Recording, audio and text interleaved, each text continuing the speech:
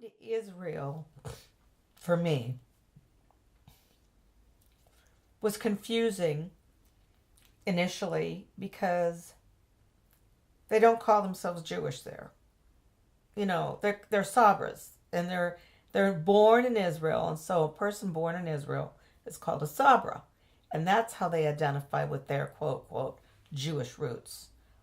And there's two groups. There's the very religious, Orthodox, and then there's the non-religious. And when we had ham on my kibbutz, it was very confusing because a lot of Jews don't eat ham, but they didn't. It was no big deal to them. Um, so I think but I think if you're going to learn more about Judaism, going to a study with a rabbi would be the best thing. Just attending a Torah study or meeting with a rabbi in a group discussing Jewish holidays would be the best thing. But anyway, I'm just throwing that out. And I need to practice what I preach. That would be good for me too. When you were first born and it was very stressful, we moved down here, down to Austin. I had no friends. I had very little support system. I think I was very critical of you. And it was just a very stressful situation. And as you got older and I became more aware of it, I wanted to do a 180. This is emotional. And let you know that I love you no matter what. Just regardless. You're my daughter. I love you. That's the end of it. No matter what you do, what you say. I might not like the behavior, but I love you. And sometimes that's difficult to separate because behaviors can be changed. I guess I'm allowed to talk about breastfeeding. You can talk about whatever you want to talk about. So when we breastfed, it was a real bonding thing. And I was concerned that you wouldn't be able to because I heard of so many women that had trouble. And when you were about 3 months old, cooing takes place. And that's that little dialoguing that we have. And I would talk to you and you would coo and mumble. And it lasts for such a brief time. It's like a 2-3 week thing, I think. I'm not sure how long it lasts, but it's very brief. And milestones, like, all right, sitting up, scooting, you never crawled. Milestones were sitting up, scooting, taking your first steps. Milestones of development were like really cool. And with Daddy, it would be the Itsy Bitsy Spider. When you started reading, moments. When you went to Rocky River Ranch and you sent me a card, and I still have that card. That was cool.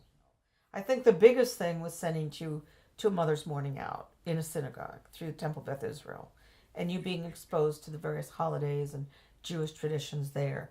I remember for a couple of years we celebrated Hanukkah, and we lit the menorah, and I gave you a gift every night. But that didn't last long. And then the rescuing of the dogs in the Caribbean and helping me with that was cool. That is my purpose in life, the dog thing. And of course, being the best mother I can to you. Well, since I was a kid, I always like to draw. I always like to draw, make things, do arts and crafts. And so I didn't really think about art in general until maybe like 10th or 11th grade. I was always thinking about like my hobbies more than my like what I wanted to do. Like I thought I wanted to be a swim teacher, and then maybe like a masseuse or somebody who does massages. But then I started thinking about like actually majoring in something until like high school, when I really like to like draw designs and stuff like that. And I knew that drawing wasn't like a really solid career, so then I was like, well, maybe I could be a design major. And so I decided to major in graphic design. That didn't really work out. After like a year, No, maybe like 2 semesters. I didn't feel like I fit into the whole thing, and it really stressed me out, and I wasn't really happy with it. And then I took a photography class, and I aced that class, like, and it was really fun. And the other 2 classes I totally ignored. So I decided to switch my major to photography because I really fell in love with it. And I know you told me once upon a time I did like to take pictures with my cell phone and then with other cameras, but I never really liked people taking pictures of me, and I still don't. I like taking pictures of myself, but in a more creative way, as abstract as possible, and experimenting a lot with like portraits if it's a portrait of myself or somebody else. So that's my whole story about. So do you think I being an influenced art. you to some degree in getting into photography, or with our travels and stuff? Or you I think it was just life influenced me. I don't think you influenced me necessarily. I know you influenced me to be more creative and everything, and you're a very creative person, but I don't think anyone necessarily influenced me. I just think life, like just uh, trying things out and everything, and failing and succeeding, that's what brought me to like being a photographer. Okay, that's good. And travel and wanting to travel is a whole nother story though. Okay. I think that having lived in the Caribbean um, provided an experience for you to want to travel more. I think I asked you that once. So you want to see more of the world. And the world isn't just Austin or cities in the States, it's a lot broader, a lot bigger. When we lived in the Caribbean, not only did we live in Antigua, but we traveled all over. We took cruises, we went to the other islands, Montserrat, we saw the volcano, we visited Nevis. So it was not just little Antigua, Barbados, all those cruises we took. So it was seeing a melting pot of people and learning about the history and learning, wow, there's a lot of other kinds of people in the world. Okay, so strengths I think you As a mom, okay as a mom.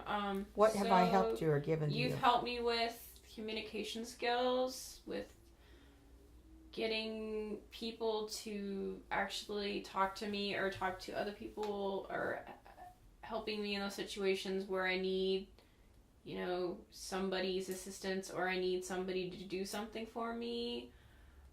Social skills. Yeah, social skills. Other things, you've also helped me with, I would say, like basic things like writing and spelling. You helped me a lot with that as a kid.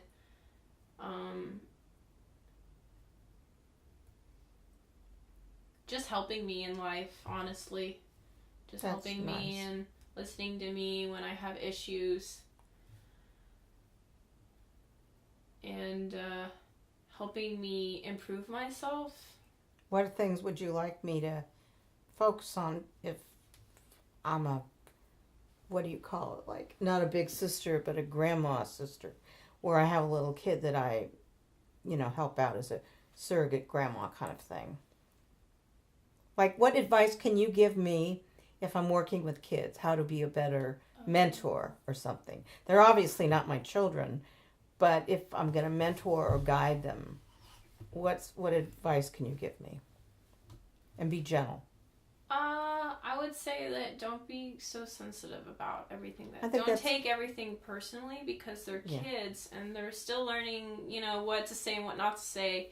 And if they say something to you that you think is hurtful, they don't think that, because they're still learning all these things, like social skills that I've honestly have done probably when I was younger.